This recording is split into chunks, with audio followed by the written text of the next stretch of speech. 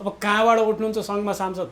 किन उम्मेदवारी कहाँबाट दिनुहुन्छ? म तपाईँको स्याङजाटै लड्न सक्छु, त्यो अधिकार छ। तर यस्तो हुन्छ नि त, मेरो सम्भावना यहाँ प्रबल छ, मैले जित्न सक्ने सम्भावना। जित्नका लागि चुनाव लडिँदैन, आफ्नो एजेन्डा स्थापित गर्नका लागि चुनाव लडिन्छ। होइन, तपाईँको विशेष इन्ट्रेस्ट के? अब यहाँबाट विशेष इन्ट्रेस्ट त म लड्दाखेरि नेपाली हुँ, नेपालबाटै लड्ने हो, विदेशबाट लड्ने कुरा होइन के अरे। होइन, त्यो त हामीले भारत गएर तपाईँ निर्वाचनमा उठ्नुहुन्छ भनेका पनि छैनौँ। त्यो विषयवस्तु तपाईँले, किन हामी नेपाली हौँ। अब म हुँ भन्नेहरू हामीलाई नजिकै देखे पनि उभिन तयार छैन, किनकि उहाँहरूको रोजीरोटी खोजिदिएको छ हामीले। किनकि भ्रष्टाचार गर्नुहुन्थ्यो, चोरी गर्नुहुन्थ्यो, डकैत गर्नुहुन्थ्यो, जनतालाई रनबुल्न पार्नुहुन्थ्यो, युएसआइडीको फन्ड खाएर मिडिया क्याम्पेन चलाउनुहुन्थ्यो। त्यो कुरा त हामीले रोकिदिएका छौँ नि। अनि दूरदराजबाट आएका मान्छेहरूलाई, दलितहरूलाई, पिछडितहरूलाई, जनजातिहरूलाई यी मान्छे नै होइनन् भन्ने एउटा सम्भ्रान्त वर्ग यो देशमा हावी छ र तिनका विरुद्धको सङ्घर्ष चाहिँ अब आवश्यकता छ। हामीले भरोसालाई हार्ने र अर्को कुरा चुनाव जित्नु मात्र ठुलो कुरा होइन नि त। हिजो पनि त काङ्ग्रेसले जित्या हो, हिजो पनि त एमाले जित्या हो। खै त शिक्षा पाइयो, स्वास्थ्य पाइयो, रोजगार पाइयो, यही देशमा बसेर काम गरेर खान पाइयो, 18 खर्ब वैदेशिक ऋण भयो। आज देशको हालत श्रीलङ्का बन्दैछ, केही पाइयो? जनताको दैनिक जीवनमा केही सुधार भयो? भएन नि। तर पनि त उहाँहरूले फेरि जितिराख्नु भएको छ। यही देशमा बसेर 25 वर्षको भएँ, इमान्दारका साथ छातीमा हात राखेर भन्नुहोस् म यही देशमा बसेर मेरा छोराछोरीको भविष्य बनाउन सक्छु भन्ने हिम्मत छ? छैन। किनकि आज हरेक युवाको भविष्य बर्बाद कसले पार्यो? यिनै दलहरूले पार्यो। तपाईँको हिम्मत छ? म तपाईँलाई प्रश्न गरेँ। मेरो हिम्मत छैन, त्यही भएर त यिनले गरेनन् भनेर यिनका विरुद्धमा लडिरहेको छु। र अहिले जसरी दुईजनाले जित्नुभयो त्यो एउटा तपाईँको नयाँ राम्रो काम हो। यी दलहरूलाई, यी पार्टीहरूलाई सुध्रियो भने। तपाईँ राजनीतिमा लागेको स्वतन्त्र व्यक्ति, राजनीतिमा लागिसक्नुभयो, अब राम्रो भन्नुहुन्छ? तपाईँले त दलभित्रबाट जित्नुपर्छ, राप्रपाबाट जित्नुपर्छ भन्नुभयो। राम्रो मान्छे राप्रपा मात्र होइन, राप्रपाभन्दा बाहिरबाट पनि यदि राम्रो मान्छेले चुनाव जित्छ भने हामी उनको समर्थन गर्छौँ। अब चुनावभन्दा अगाडि देश दौडा गर्नुभएको थियो, एक किसिमको जनलहर थियो, जहाँ गयो त्यहाँ हाई हाई र होइ होइ थियो, तालीको गडगडाहट थियो। तर जनताले मत त दिएनछन् नि प्रवक्ताज्यू। त्यसो भने 3,42,000 जनतालाई सँगै उभ्याउँ न। जनताले मत नदिएको, जनताले मत दिनुभएको छ। हाम्रा लागि अहिले एउटा भोट दिनु पनि हाम्रा लागि धेरै राम्रो कुरा हो। यहाँ त 3,42,000 भोट आएको छ र झन्डै 64-63 देखि 64वटा वडा जितिएको छ। 44वटा नगरपालिकामा हामी दोस्रो स्थानमा छौँ। हिजो तपाईँको 600 भोट आएको ठाउँमा आज 10,000 भन्दा बढी भोट आएको छ। यो त हाम्रो प्रगतिको कुरा हो नि। अनि हाम्रो पार्टी कुन अवस्थामा थियो हिजो र आज कुन अवस्थामा पुग्यो भन्ने कुरा पनि त मूल्याङ्कन गर्नु पर्यो। 2074 सालको निर्वाचनलाई नै हेर्दाखेरि 1,96,000 भोट छ भने अहिले कति छ? 3,42,000 भोट छ। करिब 1,46,000 भोट त बढेको छ। 78वटा पालिकाको रिजल्ट आउन त बाँकी छ। र अनि अर्को एउटा विषयवस्तु, भोट आयो आएन भन्ने कुरा विषयवस्तु ठुलो होइन। विषयवस्तु के हो भने हामीले यो देशमा चुनाव जितिसकेपछि के गर्छौँ त्यही। हिजो पनि त काङ्ग्रेसले जितेकै हो। निर्वाचन प्रणालीमा भोट आयो आएन भन्दा पनि जित्यो जितिएन भन्ने कुरा प्रमुख रहँदैन र तपाईँहरूको विचार, तपाईँहरूको एजेन्डा, तपाईँहरूको भिजन त जुन पालिकामा तपाईँहरूले जित्न सक्नुहुन्छ त्यहाँ नै लागू गर्न सक्ने हो। काङ्ग्रेसले जितेको ठाउँमा तपाईँहरू लागू गर्न सक्नुहुन्न। त्यो त अब भोलिको रिजल्ट, एमाले जितेको ठाउँमा सक्नुहुन्न। त्यो त भोलिको रिजल्टले देखाउला नि। हामीले जितेका ठाउँमा हामीले लागू गर्छौँ, अन्य ठाउँ गर्दैनौँ भन्ने पनि होइन। जनताको विकासको कुरा हो। आज जनताको हामीहरूको अवस्था के छ भन्ने कुरा पनि त बुझौँ। यहाँ शिक्षा यति महँगो भयो, पैसा तिर्नका लागि आफ्नो बालबच्चा छोडेर अरबमा काम गर्न जानुपर्ने अवस्था छ। अहिले मात्रै यो देशको अर्थव्यवस्था पुरै नाजुक अवस्थामा छ। किसानले मल किन्न पाएको छैन, पैसा तिरेर मल किन्न पाउँदैन। अनि हरेक जनता, हरेक नागरिकहरू 18-20 वर्षको हुने बित्तिकै यो मुलुक छोड्नुपर्ने अवस्था भएको छ। अब यसलाई व्यापक सुधारात्मक रूपमा अगाडि बढाउनुपर्छ। यसका लागि अहिले हामीले जति ठाउँमा चुनाव जित्यौँ त्यो ठाउँमा हामी कार्यान्वयन गर्छौँ भनेर हिँडेका छौँ। निःशुल्क शिक्षा लागू गर्छौँ भनेर हिँडेका छौँ र त्यो गरेर देखाउँछौँ। अहिले हाम्रो एउटा समिति पनि बनेको छ। त्यो समिति स्थानीय निकायलाई अनुगमन तथा तपाईँको त्यो निकायलाई सहयोग गर्नका लागि एउटा समिति बनेको छ। त्यो समिति अन्तर्गत अब छिट्टै काम गर्छौँ।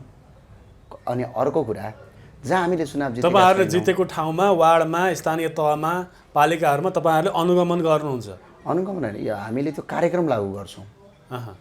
अब यो कार्यक्रम लागू गर्छौँ, यसमा कृषि विज्ञहरू, शिक्षा क्षेत्रका विज्ञहरू, तपाईँको स्वास्थ्य क्षेत्रका विज्ञहरू, तपाईँको भौतिक क्षेत्रका इन्जिनियरहरू, आइटी क्षेत्रका विज्ञहरू, सबैको एउटा टिम तयार भएको छ।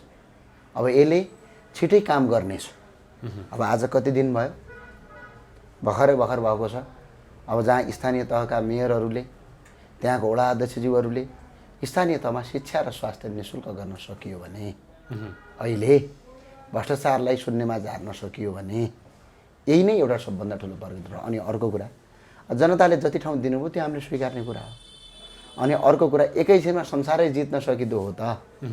संसारभरिका अब्राहम लिङ्कनले पटक पटक चुनाव किन हार्नु पर्दो? जनताको म्यान्डेटलाई स्वीकार्नु पर्यो। हो, जनताको म्यान्डेटलाई स्वीकार्नु पर्यो, यसलाई अस्वीकार गर्न सकिँदैन। तर तपाईँहरूको अपेक्षा, तपाईँहरूको आशा र तपाईँहरूको त्यो ऊर्जा त कस्तो थियो भने तपाईँहरूकै अध्यक्षले भन्नुभएको थियो राष्ट्रिय प्रजातन्त्र पार्टी यो स्थानीय तहको चुनावमा पहिलो पार्टी बन्यो भने कुनै आश्चर्यचकित मान्नु पर्दैन, हामी त्यो किसिमले गइरहेका छौँ भनेर भन्नुभएको। ठिकै छ। आखिर कहाँनिर चुक्नु भयो तपाईँहरू?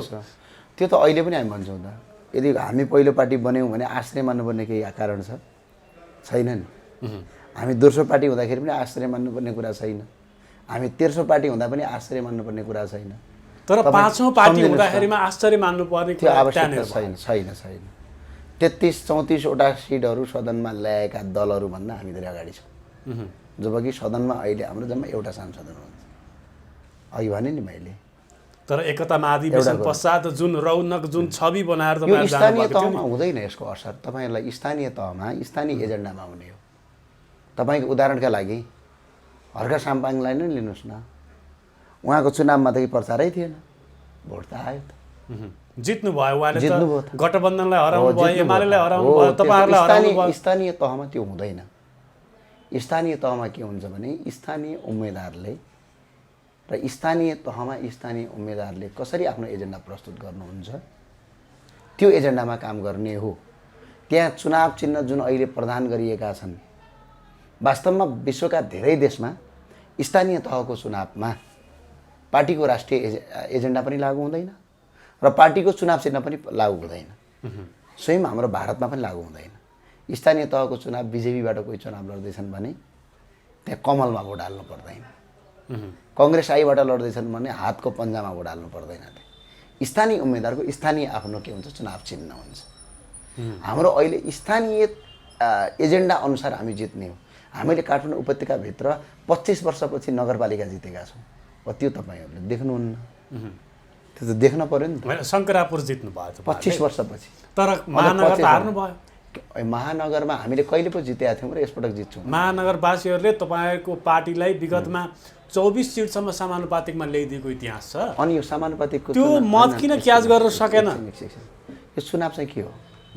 यो सङ्घको चुनाव भएको कि स्थानीय तह? तर भोट त भोट हो नि। के सङ्घमा खोज्नुहोस् न। अब सङ्घको चुनाव भइसकेपछि तपाईँले क्वेसन मलाई सोध्न मिल्यो। अहिले स्थानीय तहको चुनावमा समानुपातिक सिट खै भन्न थालियो भने त यसले त महत्त्व नराख्ला नि, होइन र? सङ्घको चुनावमा त्यो त आउँछ नि। अपेक्षा छ तपाईँहरूलाई? किन अपेक्षा छैन?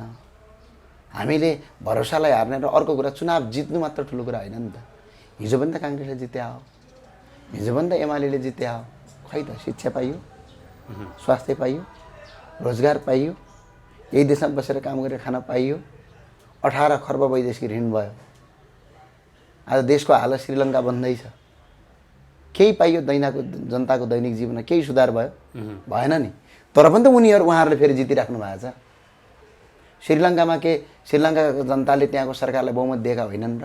जनताको अवस्था सुधार्न अनि एउटा कुरा सुन्नुहोस् न, श्रीलङ्कामा जुन सरकार अहिले छ उनलाई बहुमत दिया हो नि, जनताले त बहुमत दिया हो। बहुमत दिया मान्छे त त्यहाँ बनाउनु पर्थ्यो, अर्थात् जनताले बहुमत दिए सबै कुरा सही हुनु पर्थ्यो। के तपाईँको युक्रेनमा त्यो राष्ट्रपतिज्यूलाई बहुमत दिए होइन? आज हालत के भयो? हो, यसको मतलब मैले भन्न खोजेको के हो भने युक्रेनले आफ्नो स्वतन्त्रताको अधिकारको लागि लडिरहेको छ, विदेशी शक्तिसँग नडगेर लडिरहेको छ। कसरी विदेशी शक्ति? अमेरिकासँग प्रयोग गरेर अमेरिकाको हतियार ल्याएर अनि लड्नु, त्यसलाई विदेशी शक्ति भन्छ? अनि अमेरिका चाहिँ कहाँको हो अरे त्यही? जस्तो भारतले नेपालको अस्मिता लुट्न लायो, हाम्रो राष्ट्रियतामाथि भौगोलिक अखण्डतामाथि हातपात गर्न लायो, कुदृष्टि लगायो भने त हामी त कमजोर भए पनि लड्नु पर्यो नि। यसो कुटनीतिज्ञको सबभन्दा ठुलो कुरा के हुन्छ भने कुटनीतिक चालले त्यसलाई खत्तम गर्नुपर्छ। राजा महेन्द्रबाट चाहिँ केही कुरा सिक्नुपर्छ। हरेक कुरा युद्ध नै अन्तिम विषयवस्तु होइन, कुटनीतिक रूपमा जित्नु पर्यो नि, ब्यालेन्सिङ रिलेसन राख्नु पर्यो। ब्यालेन्सिङ राख्नु पर्यो नि त।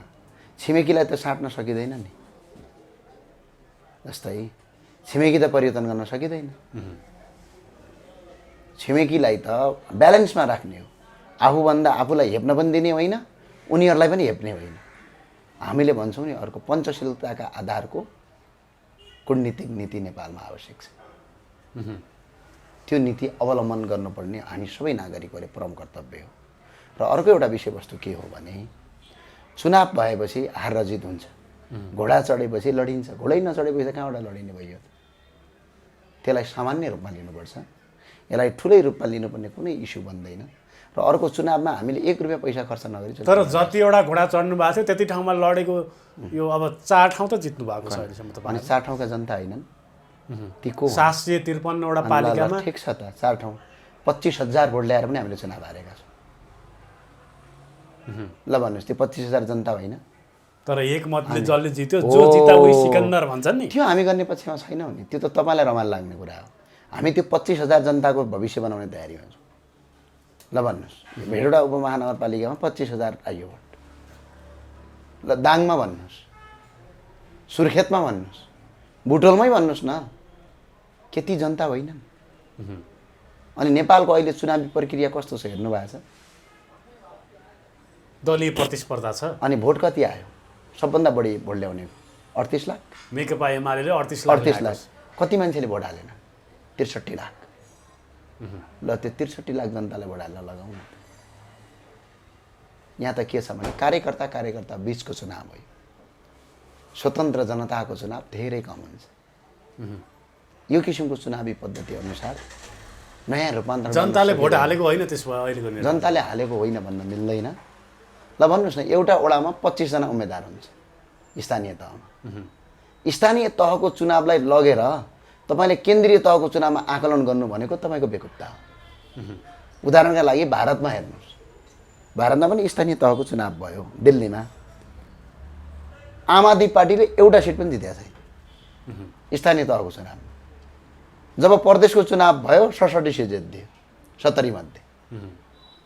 यहाँभन्दा अगाडि पनि त पन्जाबमा स्थानीय तहको चुनाव भयो, भारतको पन्जाबमा आम आदमी पार्टीले त्यहाँ सिटै ल्याएको छैन। भारतको र नेपालको अनि नेपालको फरक छ नि। हैन, नेपालमा गाउँमा दूरदराजमा सांगठनिक संरचना छ। पल्लो घरको कांग्रेस, पल्लो घरको एमाले, पल्लो घरको माओवादी भन्ने किसिमको त्यो किसिमको भाव छ। तपाईको अर्को एउटा विषय त्यसलाई चिर्नु पर्यो राप्रपाले। नचिरेर भोडाएको हो र? तपाईले त यस्तो गर्नुभयो, सगरमाथाको फेदमा गएको छ, एकैछिन सगरमाथा आरोहण किन गरिनस् भनेर सोधे जस्तो भएन? ओहो भर्खर प्लेन चलाउन सिक्दैछ, प्लेन लगेर बोइङ किन उडाइनस् भने जस्तो कुरा नगरौँ। हामीले जति प्रकार राम्रो काम गरेका छौँ, हामीले सोचेभन्दा राम्रो भएको छ। अब यहाँभन्दा अझ उत्तम र राम्रो गर्ने हामी पक्षमा छौँ। जति जनताले अहिले हामीलाई भोट हाल्नु उहाँहरूलाई पनि धन्यवाद। जसले हामीलाई भोट हाल्नु भने उहाँहरूलाई पनि विशेष धन्यवाद छ। किनकि जहाँबाट हामीले अहिले चुनाव जितेका छौँ त्यो क्षेत्रमा हामी केही काम गरेर देखाउँछौँ। जनले साँच्चै सरकार कस्तो किसिमको हुँदो रहेछ, साँच्चै शिक्षा र स्वास्थ्य निःशुल्क गर्न सकिँदो रहेछ या रहेनछ। तर कमी कमजोरी थुप्रै भयो क्या तपाईँहरूको तर्फ? हाम्रो कमी कमजोरी भन्दा स्थानीय तहमा निर्वाचनको प्रक्रियामा तपाईँहरूले जुन किसिमबाट लाग्नु पर्ने थियो, लाग्न त मेहनत त दौडधुप त धेरै गर्नुभयो, तर भित्री होमवर्क यस्तो हुन्छ। स्थानीय तहको चुनावमा के हुन्छ भने स्थानीय जनप्रतिनिधिको आधारमा चुनाव जितिने हो, पार्टीको राष्ट्रिय एजेन्डामा जितिने होइन। मैले तपाईँलाई पटक पटक भनेको छु, तपाईँले स्वीकार्ने तयार हुनुहुन्न भने धन्देर भन्नु केही पनि छैन। तर अर्को कुरा हाम्रो अवस्था के थियो एकछिन हेर्नुहोस् न। अन्य पार्टीमा उम्मेदवार आफै आएर कम्पिटिसन र प्रतिस्पर्धा थियो, हाम्रो पार्टीमा हामीले उम्मेदवार खोजेर ल्याएर दिनुपर्ने अवस्था थियो। तर हामीले देशभरि खडा गर्न सक्यौँ अहिले, यो पनि त हाम्रो प्रगति हो। 1,46,46,000 बढी भोट आएको छ अघिल्लो औसतमा परिवर्तन भएको छ त। अनि हामी अहिले एक्लै लडेका हौँ चुनाव। ल एक्लै लडेर देखाउँ भनौँ न। हाम्रो 44वटा नगरपालिकामा हामी दोस्रो भएका छौँ। यदि गठबन्धन नभइदिए भए त्यो 44वटा नगरपालिका त जितिन्थ्यो नि त। तर 100 भोटले हारिएको कति ठाउँमा काङ्ग्रेसको बैशाखी टेकेर, माओवादीको बैशाखी टेकेर, एमालेको बैशाखी मलाई टेकेर बताइदिनुहोस् तपाईहरु चुनाव लड्नु भएको छ। कतिपय ठाउँ भनेर देखाउनुहोस् न। भरतपुरमा एमालेको बैशाखी टेकेर लड्नु भयो। अर्को भन्नुहोस्। तपाईहरु दमक नगरपालिका जित्नु भएको छ, केपी ओलीको गृहनगर। त्यसमा काङ्ग्रेस र माओवादीको बैशाखी टेकेर अर्को भन्नुहोस् न। कतिपय ठाउँमा भन्न मिल्दैन क्या तपाईँले, 2टा ठाउँमा भन्न मिल्छ। हामी लडेको केन्द्रीय राजनीतिको त्यो निर्णय होइन, स्थानीय उम्मेदवारको त्यो निर्णय हो। अनि तपाईँले त्यो भन्नुहुन्छ एमाले अध्यक्षज्यूको गृह जिल्लामा नै रापरपाले जितेको छ। प्रचण्डको गृह जिल्लामा तपाईँको उहाँको ओडा नै रापरपाले जितेको छ, माडीमा, जहाँ उहाँको घरै छ। त्यो भन्न सक्नुहुन्छ। र अर्को एउटा विषयवस्तु के हो भने चुनावमा अघि पनि मैले भने त कसले कति जित्यो कति हार्यो त्यो अङ्कगणितमा नजाउँ। हामीले जति गऱ्यौँ राम्रो गऱ्यौँ, जति गर्न सक्यौँ त्यति गऱ्यौँ। औसतमा प्रगति भएको छ। अवसरमा डबल प्रगति भएको छ। अब सङ्घको चुनावपछि फेरि बसौँला नि त। सङ्घको चुनाव त आउँदैछ। तर एउटा अपेक्षा थियो नि काठमाडौँ महानगरमा यो पटक राप्रपाले आउँदैन थियो, मेरो हाम्रो अपेक्षा थिएन भन्ने थियो, हाम्रो थिएन, आम जनमानसमा पनि थिएन। तर तपाईहरु कहाँनिर चुक्नु भयो? हैन, हामीले त हाम्रो पनि काठमाडौँ महानगरमा अहिले स्वतन्त्रले चुनाव जित्छन् भन्ने गरी अपेक्षा थियो। किनकि अघिल्लो पटकको चुनावलाई मध्यनजर गर्ने हो भने पनि 74को चुनावलाई मध्यनजर गर्ने हो भने पनि 43,000 भन्दा बढी स्वतन्त्र भोट काठमाडौँमा अघिल्लो पटक पनि खर्चेको छ। वैकल्पिक राजनीतिक शक्तिले पाएको थियो। वैकल्पिक राजनीतिक शक्ति नभनौँ, त्यतिखेर स्वतन्त्र थिए, पछि राजनीतिक पार्टीमा गएको अवस्था हो। त्यो भोट आएको थियो, कुनै पार्टीको होइन, स्वतन्त्र भोट आएको थियो। त्यो भोट अहिले बढेर 2 गुणा बढ्थ्यो र त्यसमा अहिले विजय भयो। यो राम्रो कुरा हो। तर हामीले जहाँ जति मेहनत गर्न सक्छौँ हामीले मेहनत गरेको, अब त्यसको प्रतिफल आयो आएन त्योसँग जानु हुँदैन नि। तपाईँले मेहनत गर्ने ठाउँ मेहनत गर्नुभयो, तपाईँले इमान्दारका साथ काम गर्नुभयो, त्यो ठुलो कुरा हो। तर समीक्षा त गर्नु पर्यो। होइन, समीक्षा गर्नु पर्यो। अब समीक्षा गऱ्यो भनेर ओहो हजुर भनेर के गर्नुहुन्छ? इक्जाम दिने कुरा हो। तपाईँले पढेर इक्जाम दिने, तपाईँले मेहनत गर्नु भएको छ त। म के कारणले गर्दा फेल भएँ पढ्दा पढ्दै पनि भनेर समीक्षा गर्नु पर्यो। हामी फेल भएको छैनौँ, हामी पास भएको। गठबन्धनका विरुद्धमा लडे हो, एक्लै लडे हो, एक्लै दमका साथ। कुनै गठबन्धन गरेर हारिन्छ कि हजुर, कम पालिका ल्याइन्छ कि हजुर भनेर त्यहाँ टाउको जोड्न गएन नि त। हामी एक्लै चुनाव लडे हो। देशका 753वटा पालिका मध्ये करिब 750वटा पालिकामा हामी एक्लै लडे हो। अहिले मैले अब नर्मली सामाजिक सञ्जालको कमेन्टहरू के लाएर हेर्दा अक्सर व्यक्तिहरूले के भन्छन् भने ज्ञानेन्द्र साई पनि एउटा स्वतन्त्र एउटा फिगर हो, राष्ट्रिय फिगर हो। एक्लै जसरी तपाईँले भ्रष्टाचारका विरुद्धमा सडकमा गएर सङ्घर्ष गर्नुभएको थियो, आवाज उठाउनु भएको थियो, प्रहरी प्रशासन नेता सबैको दमनका विरुद्ध पनि दमन हुँदाहुँदै पनि तपाईँले जुन किसिमबाट आवाज उठाउनु भएको थियो, आज स्वतन्त्रले देशभरिमा जुन किसिमको माहौल देखाइरहेको छ नि, तपाईँ राष्ट्रिय प्रजातन्त्र पार्टीभित्र प्रवेश गरेर कहीँ न कहीँ तपाईँको राजनीतिक भविष्यमाथि एक किसिमको तुषारापात पो भयो कि भनेर पनि के गर्नुहुन्छ? राजनीतिक भविष्य तुषारापात भयो होला न। हामी देशमा काम गर्ने भनेर आएको, हामी काम गर्छौँ, राम्रो काम गर्छौँ, जति सकिन्छ राम्रो काम गर्छौँ। आजको बालेन शाहको ठाउँमा ज्ञानेन्द्र साई हुन सक्थ्यो, अथवा हर्क साम्पाङको ठाउँमा चाहिँ ज्ञानेन्द्र साई हुन सक्थ्यो। ज्ञानेन्द्र साई म स्थानीय तहको चुनाव नलड्नेवाला थिएँ। अब कसरी चुनावको दृष्टिकोणले भन्दा पनि अनि के दृष्टिकोण चाहियो अरू तपाईँले? भोलि तपाईँ अब सँगै निर्वाचन लड्ने क्रममा तपाईँ काठमाडौँबाट लड्न कसैले छेक्दैन कि? लडिन्छ त, नलड्ने भने छ र। तर स्वतन्त्रलाई हेर्ने दृष्टिकोण र राप्रपालाई हेर्ने दृष्टिकोण फरक हुनसक्छ नि। फरक भएपछि त्यो त जनताको विषयवस्तु हो नि। फरक हुन्छ भने त्यसलाई त स्वीकार्नु पऱ्यो नि त। फरक हुन्छ भन्दैमा हात्तिने कुरा भएन। ल एउटा स्वतन्त्र व्यक्तिलाई काङ्ग्रेसले भोट दिन सक्यो, एमाले भोट दिन सक्यो, सबैले भोट दिएर न बालेन शाहले जितेको। एउटा कुरो यस्तो क्या, भोट दिए भन्दैमा आफ्नो एजेन्डा छोड्ने भन्ने कुरा त हुँदैन नि। ल भन्नु, मुलुक कसरी बनाउनुहुन्छ तपाईँ मलाई भन्नुहोस् त। मुलुक बनाउने राजनीतिक आधार चाहिन्छ। मुलुक कसरी बनाउनुहुन्छ? म राजनीतिक आधारको राजनीति कसरी बनाउनुहुन्छ? देशको अर्थ पोलिसी के हो? उत्पादनशील क्षेत्रमा लगानी गर्नु। खै कुन मेयरले कुन उनले के क्षेत्रमा लगानी र भित्राउँछ देशको अर्थ बजेट भनेर भन्नुभयो क्या? जल जङ्गल जडीबुटीमा लगानी भन्नुहोस् न, कहाँनिर भन्नुभयो? कृषिमा लगानी गर्नु। कृषिमा यति लगानी गर्छौँ कहीँ भन्नुभयो कसैले? सुन्नुभयो कहीँ कतै? दिनहुँ जस्ता भाषणहरू त होइन, सुन्नुभयो। भइरहेका छन् तर काम सुन्नुभयो भइरहेको जस्तै अब के भन्छन् विदेशबाट ऋण ल्याएर हामी स्थानीय सरकार चलाउँछौँ भन्छ, विदेशबाट ऋण ल्याएर हामी प्रदेश चलाउँछौँ भन्छन्। र अनि अर्को एउटा विषयवस्तु के हो भने स्वतन्त्र उम्मेदवारले अहिले जित्नु भनेको रापरवालाई कुनै पनि असर होइन, यो त ठुला दलहरूलाई असर हो, जसले तपाईँको जति गलत गर्दाखेरि पनि हामी नै चुनाव जित्छौँ भन्ने एउटा दम्भ थियो, त्यो दम्भको त अन्त्य हो। अनि अर्को यो व्यवस्थामाथि पनि त अन्त्य हो, बहुदलीय व्यवस्था भन्छन् अहिले, दलै चाहिँदैन रहेछ त, मल्टी पार्टी डेमोक्रेटिक सिस्टम धाराशायी हुने भयो। त्यो सिस्टमै करिब करिब कोल्याप्समा जाने भयो। यही अवस्था यदि रहने हो भने भनेपछि त कहीँ न कहीँ त रापरपाको एजेन्डा त स्थापित हुने भयो त।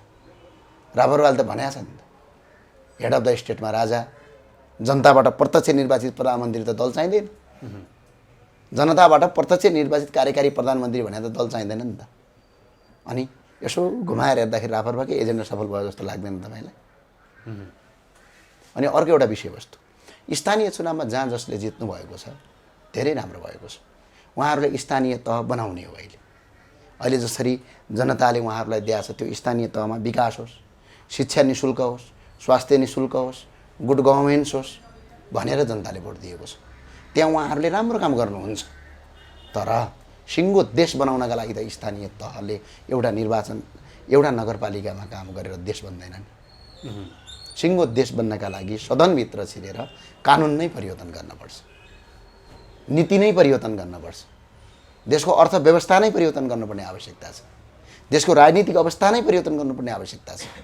मुलुकको तपाईँको जुन यो मल्टिपार्टी सिस्टम जसरी अहिले तपाईँको अराजक बन्दै गएको छ यो कुरालाई नै परिवर्तन गर्नुपर्ने आवश्यकता छ। नीति बनाउनुपर्छ, नियम बनाउनुपर्छ, कानुन बनाउनुपर्छ। ती नीति नियम र कानुन स्थानीय तहमा जितेर बन्दैनन्, त्यो त सङ्घमा जितेर सदनभित्र गएर देशको पद्धति बनाउने हो। उदाहरणका लागि अहिले भन्नुहोस् त, मानौँ डडेलधुरामा एकजना राम्रो मान्छेले चुनाव जित्नु भएको छ एउटा गाउँपालिकामा, त्यो गाउँपालिकाको आफ्नो स्रोत त छैन, कर आफ्नो स्रोत त पटक्कै छैन, अनि केन्द्र सरकारले बजेट दिएर त्यही बजेट प्रयोग गर्ने हो। अब यहाँ केन्द्र सरकारको अहिले आर्थिक अवस्था हेर्ने हो भने पुरै देश विदेशीसँग ऋण मागेर मात्र चलिराखेको छ। झन्डै आज मात्र 18 खर्ब वैदेशिक ऋण छ भने अब देशमा तपाईँको पैसै छैन भने त्यो डडेलधुरा जति राम्रो मान्छे भयो भने कसरी परिवर्तन हुन्छ? पैसै छैन त कहाँबाट परिवर्तन गर्न सकिन्छ? त्यही भए हुनाले शुद्ध पानी खानु छ भनेपछि मूल सफा गर्ने हो।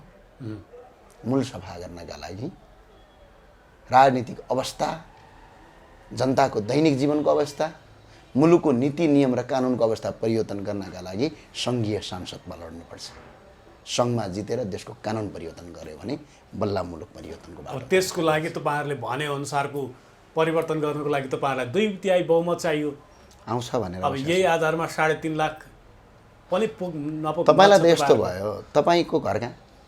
मानौँ बुटोल, तपाईँ काठमाडौँमा बस्नुहुन्छ, अनि सोध्दा तपाईँलाई एकजना मान्छे आएर सोध्छ, ओए तिम्रो घर यस्तो किन, तिम्रो घर यस्तो किन भनेर सोध्छ भने त्यो बेकुप्ता हो। यो स्थानीय तहको चुनाव हो, यसले सङ्घमा केही पनि असर पार्दैन।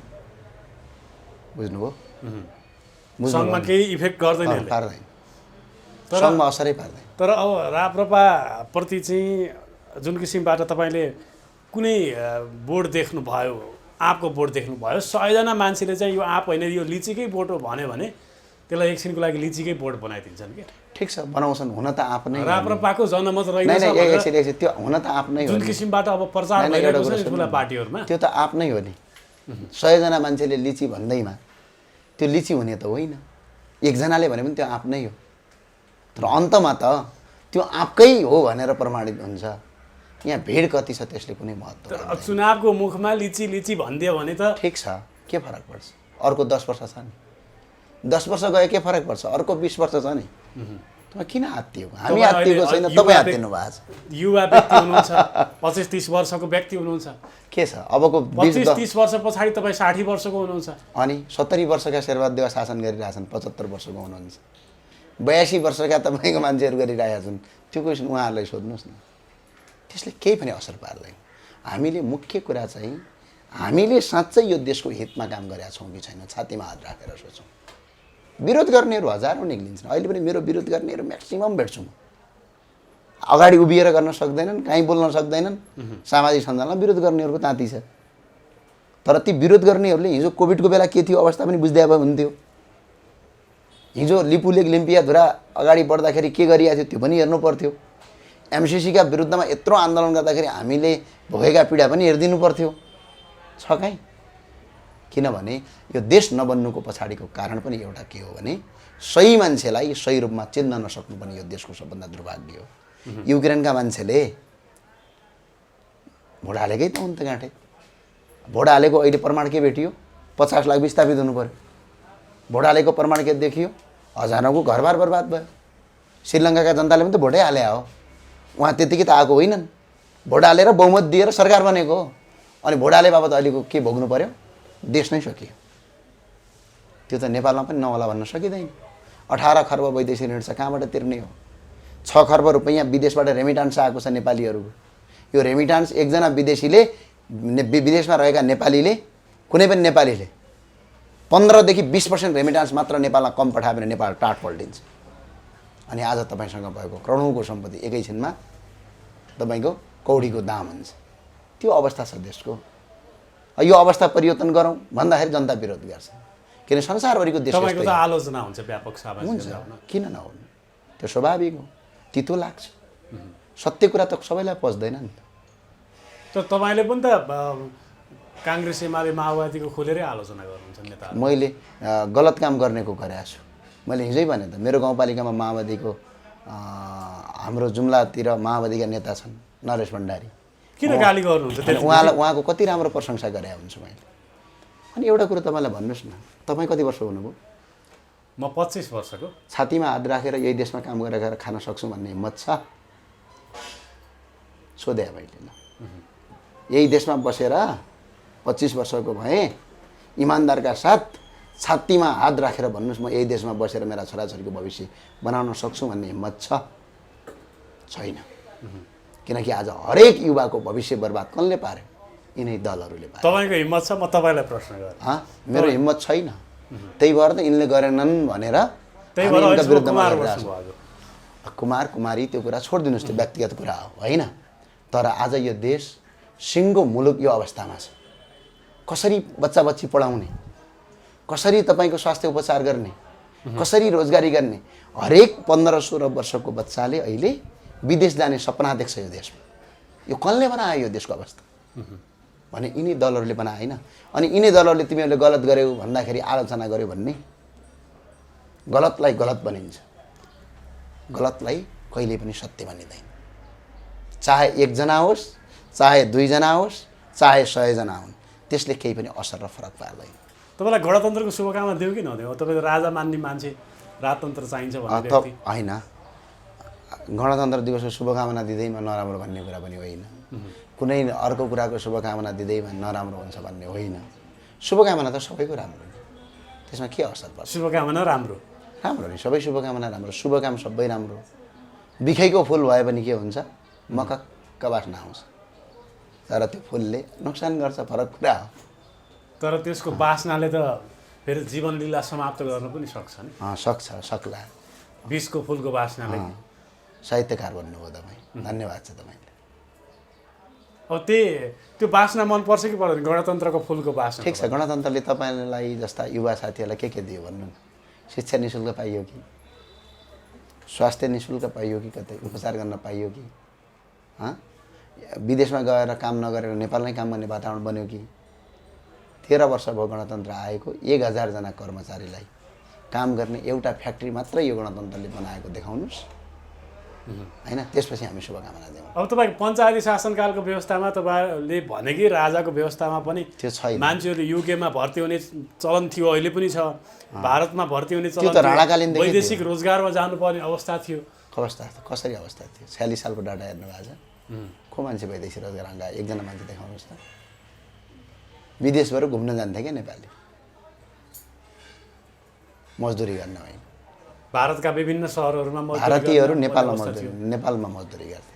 एकछिन हेर्नुहोस् न, विराटनगर जुट मिलमा भारतीय मजदुरी गर्थे, गोरखाली टायरमा भारतीयहरूले मजदुरी गर्थे, हेटौडा टेक्सटाइलमा भारतीयहरूले मजदुरी गर्थे, बालाजुग औद्योगिक केन्द्रमा भारतीयले मजदुरी गर्थे, बुटोल धागो उद्योगमा भारतीयले मजदुरी गर्थे, भेरगुडी कागज कारखाना भारतीयले लेबर काम गर्थे। आज के भयो? नेपालीको काम अर्काको देशमा गएर मजदुरी गर्ने अवस्था आयो। त्यो गणतन्त्रको उपज हो त्यसो भए। अनि कसको हो त? बाबा रामदेवको उपज हो त यो? अरू कसको हुन्छ?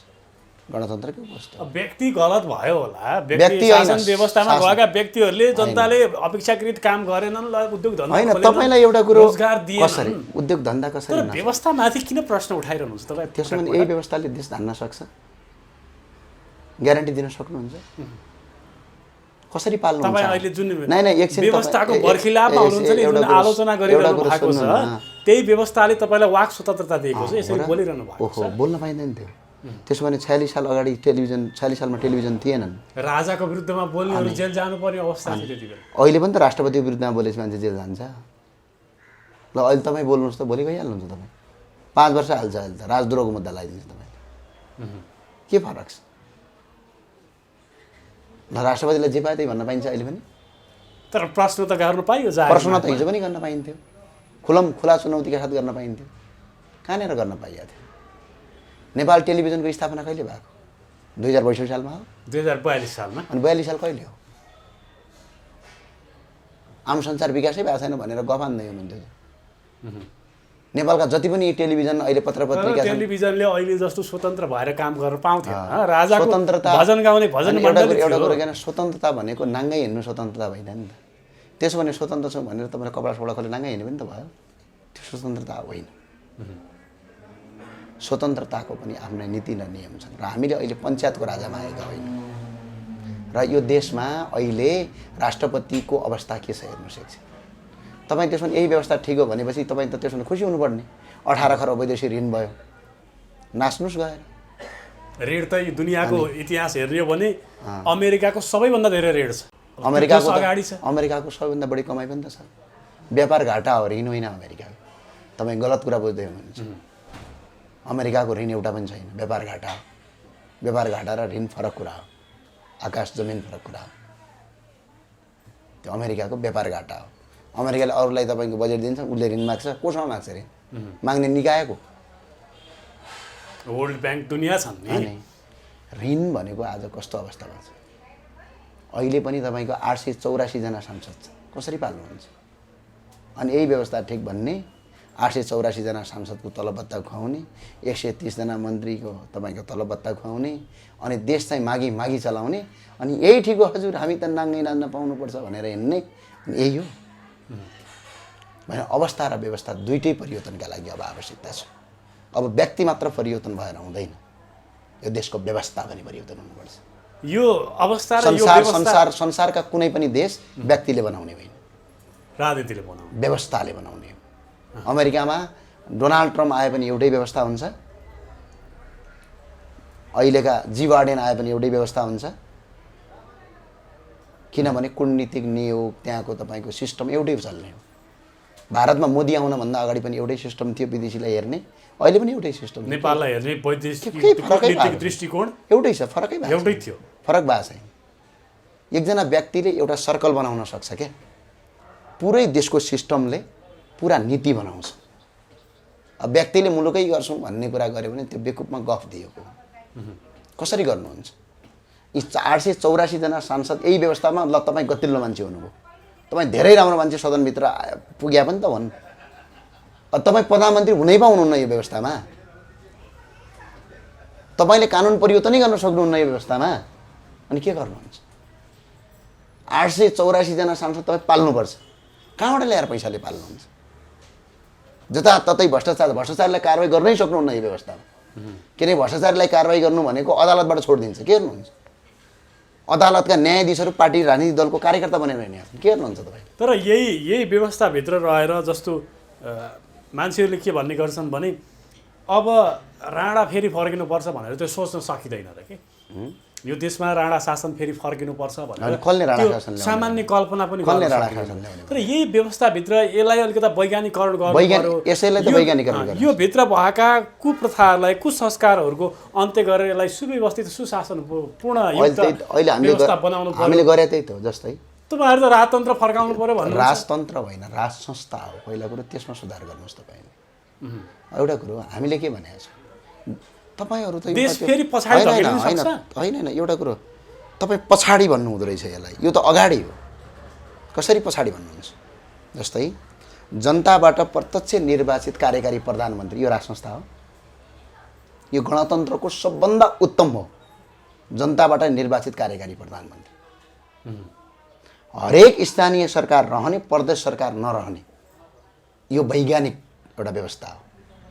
अनि यो देशको अर्थतन्त्र सुधारका लागि, विदेशी पर्यटक र धार्मिक पर्यटकका लागि, देशलाई धर्मका रूपमा अगाडि, देशमा तपाईँको हिन्दू वैदिक सनातन सहितको धर्म चाहिन्छ भन्ने। अनि यो त्यसो भने तपाईँको यो पछाडि हट्या हो। त्यसो भने त बेलायत पनि त पछाडि हट्यो, क्रिस्चियन राष्ट्र हो भन्न सक्नुहुन्छ तपाईँ? छैन। किनभने यहाँ बुझाइ नै उल्टो खोपडीका साथ बुझाइएको छ। जे पनि राम्रो कुरो भनेको के भन्ने, पृथकतावादी भनिहाल्ने, के भनिहाल्ने। अब हुँदा यथास्थितिवादी। तपाईँले प्रचण्डहरूले पनि चुनाव जित्छन् र भन्थे जनताले, खोइ जित्दा रहेछ नि त।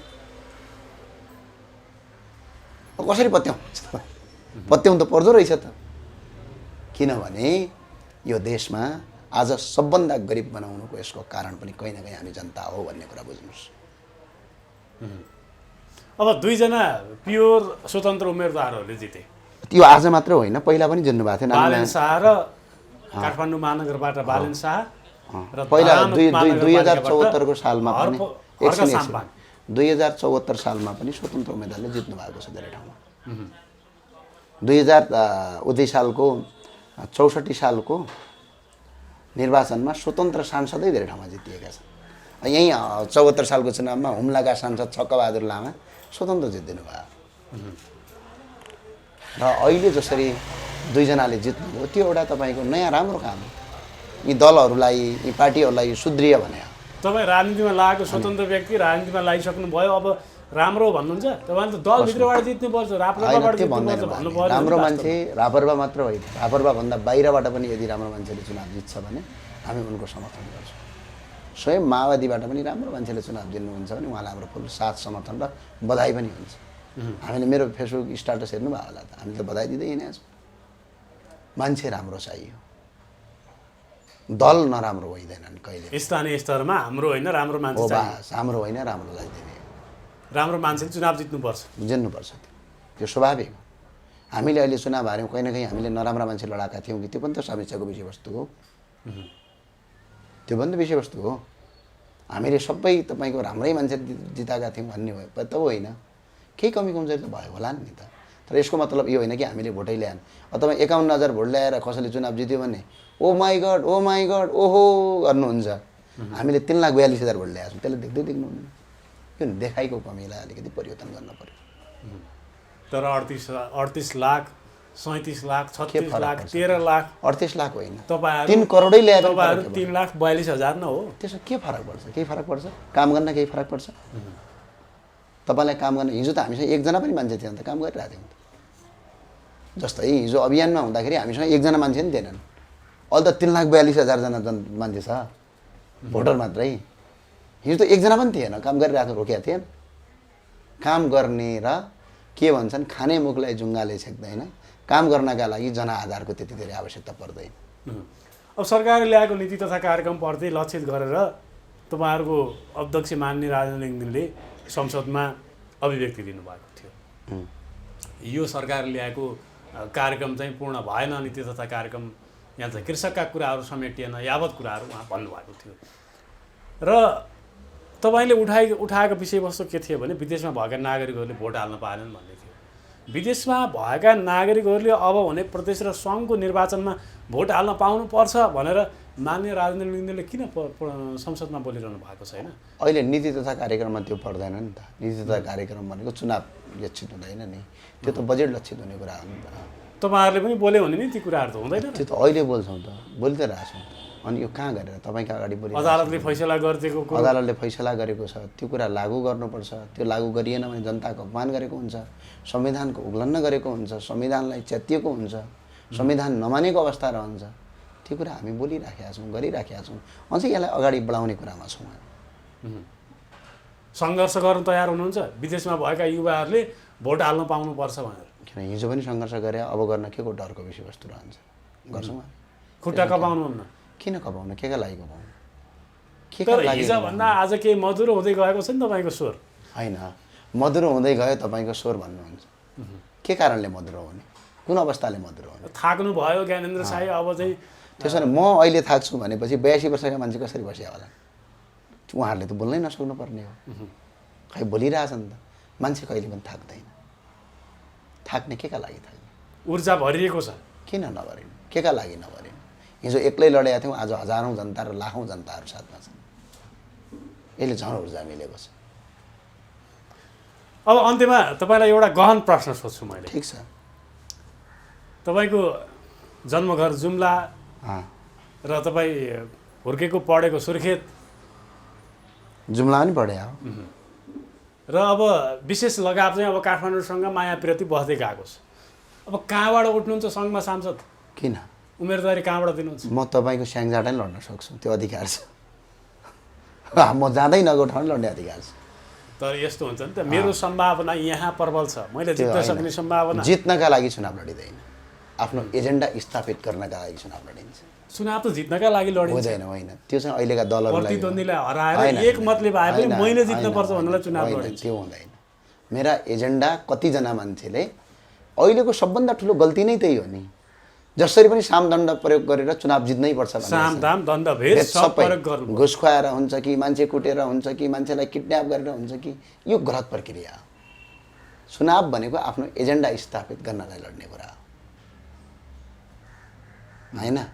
त्यो जित्न र हार्नैका लागि लड्ने कुरा होइन। तर तपाईँको एजेन्डासँग कहाँका जनता बढी, धेरै जनता कहाँका सहमत छन्? नेपाल अधिराज्य भएकै छ नि त, भइरहेछ। आज हामीले पर ताप्लेजुङबाट उता तेह्रथुमबाट पनि जितेका छौँ। पश्चिमको तपाईँको भारतसँग बोर्डर गाँसिएको दोधारा चाँदनीबाट जितेका छौँ। माथिको दिपायलबाट जितेका छौँ। माथि चाइनासँग सिमाना भएको सिन्धुपाल्चोकबाट जितेका छौँ। चाइनासँग सिमाना भएको हुम्लाबाट जितेका छौँ। अनि काठमाडौँ उपत्यकाभित्र पनि जितेका छौँ। म त नेपालभरि छ। होइन, तपाईँको विशेष इन्ट्रेस्ट के? अब यहाँबाट विशेष इन्ट्रेस्ट त म नेपाली हुँ, नेपालबाटै लड्ने हो, विदेशबाट लड्ने कुरा होइन के अरे। होइन, त्यो त हामीले भारत गएर तपाईँ निर्वाचनमा उठ्नुहुन्छ भनेका पनि छैनौँ। त्यो विषयवस्तु तपाईँले, किन हामी नेपाली हौँ सब। तर नेपालको स्थानीय तहको चुनावमा के हुन्छ भने सीमित क्षेत्रबाट लड्नुपर्ने हुन्छ। जुन मान्छे जहाँको तपाईँको घर छ त्यहीँबाट लड्ने हो, अर्कोले पाउँदैन। जस्तो मैले चाहेर पनि मैले काठमाडौँमा चुनाव लड्न पाउँदैन। तर प्रदेश र सङ्घमा त पाइन्छ। प्रदेश र सङ्घ जहाँबाट पनि पाइन्छ। जहाँबाट अनि फेरि प्रदेशको पनि अलिकति त्यसमा अप्ठ्यारो छ, त्यही प्रदेशभित्रै लड्नुपर्छ। तर सङ्घमा जहाँबाट पनि पाइन्छ। अब तपाईँको एउटा तपाईँको जन्मस्थान जुम्ला जानुभएको थियो। जुम्लामा एक किसिमको जनलहर तपाईँको पक्षमा देखिएको थियो। तपाईँले मन्तव्य दिँदा झन्डै झन्डै गहभरि आँसु लिएर मन्तव्य दिनुभएको थियो। भावनात्मक रूपमा एकदमै भावुक हुनुभएको थियो तपाईँ। त्यो कुरालाई छोडकरीमा यसो दुई चारवटा त्यो सारांश बताइदिनुहोस् न बुदागत रूपमा। होइन, जुम्लामा भएको के थियो त्यहाँ?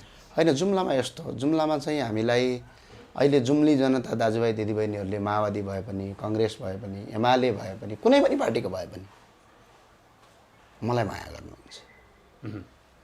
म उहाँलाई फुल आधार सम्मान गर्छु। हिजो धेरै गाउँपालिकामा चुनाव जिते विभिन्न पार्टी। तपाईँको आँखाबाट आँसु आएकै हो जुम्ला जाँदा? होइन, यो अब तपाईँले त्यस्ता क्वेसन नगर्नुहोस् होइन। तपाईँको आँसु आयो, कति लिटर आयो, कति आयो, त्यो पुरा गलत हुन् त्यस्ता कुराहरू होइन। मुख्य कुरा तर आफन्त भेट हुँदै गर्दा परिवार आफू जन्मेर हुर्केको ठाउँमा कसरी हुन्छ भने हामीलाई त एउटा पीडा छ नि। तपाईँ नेपालमा चाहिँ जातीय विभेद भयो भन्छ, जातीय विभेद व्यापक भइराखेको छ। तर यहाँ जातीय विभेदभन्दा ठुलो वर्गीय विभेद छ यो देशमा। धनी र गरिब बिचको, धनी र गरिब र सहरिया र गाउँले बिचको विभेद छ। अब मलाई त्यो गाली गर्दाखेरि कसरी गरे हुन्छन् गाली गर्ने विरोधीहरूले, राउटे भन्छन् भने राउटे एउटा समुदायलाई हेप्या होइन, त्यहाँ वर्गीय विभेद गरे होइन, त्यहाँ जातीय विभेद गरे होइन। लोपोन्मुख एउटा उत्पीडित जाति समुदायभित्र जुन राउटे समुदायले यिनका बाबुबाजीको केही पनि खाइदिएको छैन, बरु यो देशको उन्नति र प्रगतिमै उसको योगदान छ भनेपछि अर्को यी ठुला ठुला भनेकाहरूले हामीसँग सँगै भेट्दाखेरि पनि के गर्छन्, हात मिलाउन पनि उनीहरूलाई अप्ठ्यारो सस्कस हुन्छ। हामीले राम्रो बोले पनि अराजक बोल्यो भन्छन्। किन न्यू पाउँदैनन्। मैले एउटा भोगेको छु कुपन्डोलमा हामीले पत्रकार सम्मेलन गरेको ठाउँमा योगेश भट्टराईज्यूका कार्यकर्ताहरू आएर हामीलाई आक्रमण गरे। हामीले सोच्यौँ पुलिस आयो अब त यिनीहरूलाई पक्रेर लगेर मुद्दा चलाउँछ, तर उल्टो हामीलाई पक्रेर मुद्दा चलाएको थियो कि आक्रमण गर्ने आक्रमणकारीलाई होइन। चितवनमा पनि त्यही भयो, सुर्खेतमा पनि त्यही भयो भनेपछि त्यो त हामीलाई विभेद गरियो। जो पीडित छ त्यसैलाई पक्रेर लगेर मुद्दा चलाउने काम भयो। त्यो हर्का साम्पाङमा त्यो अस्तिको मात्रै भिडियो हेरेको थियो हर्का साम्पाङको पनि। उनी यो दोहन गर्नु हुँदैन भन्छन्, उसैलाई कुट्छ, फेरि पुलिसले लगेर उनलाई नै पक्राउ गरेर जेल हाल्छ क्या भने त एउटा वर्गीय विभेद गरे हो नि त त्यहाँ। त्यो वर्गीय विभेद त आफ्नो जन्मभूमिमा गएपछि त्यो आफन्तको माया र प्रेम पाएपछि त्यहाँ तपाईँको भावुक हुनु स्वाभाविक हो। त्यो आज हरेक मैले अघि अस्ति पनि भनेको छु, अरूको विजय होला, धेरै ठाउँमा राम्रो उम्मेदवारले जित्नुभयो, तर हर्का साम्पाङको विजय चाहिँ भुइँ मान्छेको विजय हो। तपाईँ हामी जस्ता हजारौँ युवाको विजय हो। पीडित गरिब दुखी र सम्भ्रान्त वर्गको हार हो, भुइँ मान्छेको विजय हो त्यो। यहाँ वर्गीय राजनीति जस्तै तपाईँ अब आज आउनु भएको छ, मसँग कुरा गर्नुभएको छ, अब म युँ भन्नेहरू हामीलाई नजिकै देखे पनि उभिन तयार छैनन्, किनकि उहाँहरूको रोजीरोटी खोजिदिएको छ हामीले। किनकि भ्रष्टाचार गर्नुहुन्थ्यो, चोरी गर्नुहुन्थ्यो, डकैत गर्नुहुन्थ्यो, जनतालाई रनबुल्न पार्नुहुन्थ्यो, युएसआइडीको फन्ड खाएर मिडिया क्याम्पेन चलाउनुहुन्थ्यो। त्यो कुरा त हामीले रोकिदिएका छौँ नि।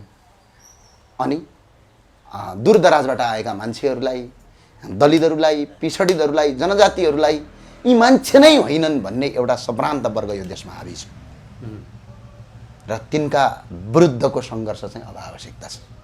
निरन्तर लडिरहनुहुन्छ छ, केही फरक पर्दैन, त्यसमा कुनै आपत्ति र हुन्छ। आज तपाईँसँग मिठो संवाद गर्ने अवसर मिल्यो। समय र संवादको लागि तपाईँलाई धेरै धेरै धेरै धन्यवाद। र अहिले स्थानीय तहमा जतिले चुनाव जित्नुभयो उहाँहरूले स्थानीय तह व्यापक बनाउनुहुन्छ स्वतन्त्र उम्मेदवारले भन्ने मेरो आशावादी छ। तपाईँहरू स्थानीय तहमा आफ्नो स्थानीय ठाउँ बनाउनुहोस्। अब मुलुक बनाउने बेला आयो, अब सङ्घमा पनि जनतालाई हामीलाई साथ र समर्थन गर्नुहोस्। अब हामी पुरा देशको आर्थिक व्यवस्था, यहाँको आर्थिक व्यवस्था, स्वास्थ्य, शिक्षा, रोजगार लगायतका चिजहरू र नीति नियमहरू परिवर्तन गरेर साँच्चै यो देश साँच्चै नेपाल हो भन्ने किसिमको देश बनाउनका लागि अगाडि बढ्छौँ भन्ने प्रतिबद्धता व्यक्त गर्न चाहन्छु। हस्, धन्यवाद।